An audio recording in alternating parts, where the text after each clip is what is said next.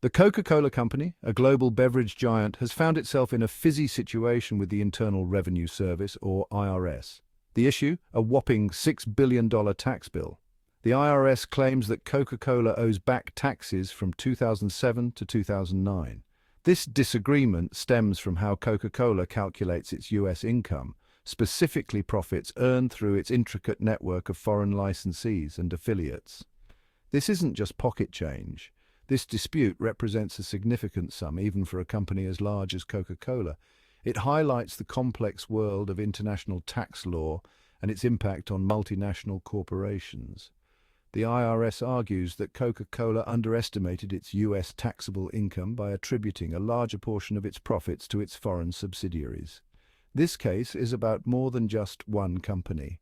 It raises questions about how multinational corporations navigate the global tax landscape. This financial face-off isn't new. It all started in 2015 when Coca-Cola first notified the IRS about a potential discrepancy in its tax filings. The company voluntarily reported that it might owe an additional $3.3 billion in federal taxes, including interest, for the years 2007 to 2009. Fast forward to 2023, and the case landed in the U.S. tax court. Judge Albert Lauber presided over the proceedings. The IRS and Coca-Cola presented their arguments, each side believing their interpretation of complex tax regulations was correct. After careful consideration, Judge Lauber ruled in favor of the IRS. The court decided that Coca-Cola's method for calculating its U.S. income didn't align with tax regulations. This decision resulted in the hefty $6 billion bill, which includes additional interest accumulated over the years. At the heart of this billion-dollar battle lies the complex world of transfer pricing. Transfer pricing refers to the prices companies use for transactions between their own subsidiaries or branches located in different countries. Imagine this. Coca-Cola's secret formula isn't just a recipe, it's valuable intellectual property. Coca-Cola allows its foreign subsidiaries to use this formula to produce and sell its iconic beverages. But at what price? The IRS argues that Coca-Cola undervalued the secret formula when transferring it to its foreign subsidiaries. This lower price allowed the subsidiaries to generate higher profits, which were then taxed at lower rates in their respective countries. This resulted in less taxable income for Coca-Cola in the US. Coca-Cola, however, maintains its innocence. The company argues that it has consistently used the same method for calculating its US income for decades.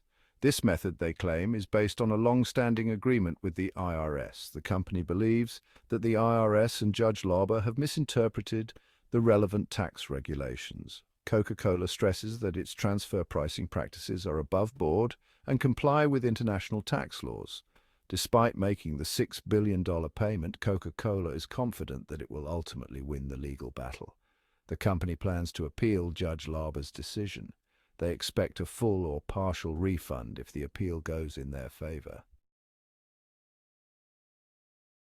A billion-dollar appeal, Coca-Cola's next move.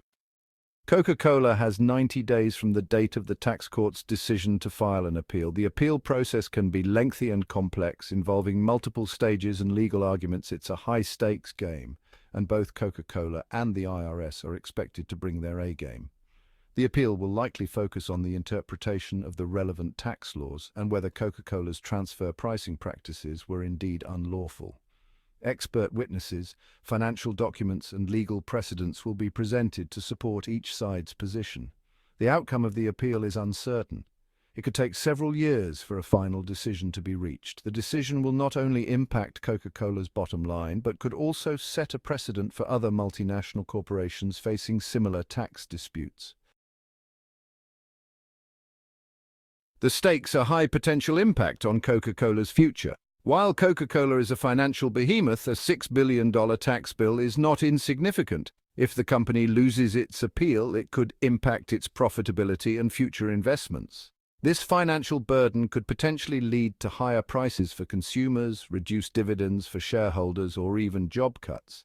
However, Coca-Cola has publicly stated that it remains confident in its financial position and its ability to navigate this challenge. The company has a long history of strong financial performance. In recent quarters, Coca-Cola has reported positive sales growth, driven in part by price increases and a focus on its core brands.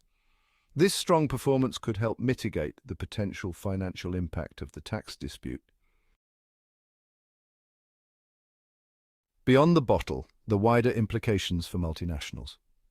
The Coca-Cola tax case has far-reaching implications. It shines a spotlight on the complex and often controversial world of international tax law, particularly how multinational corporations structure their operations to minimize their tax liabilities.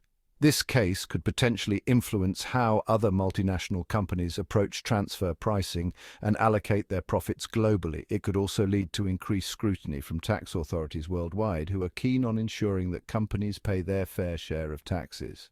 The outcome of this case could prompt governments to revisit their tax laws and international agreements to address the challenges posed by the globalized economy. Navigating the murky waters of international tax laws. International tax laws are notoriously complex. They vary significantly from country to country, creating a challenging landscape for multinational corporations operating across borders.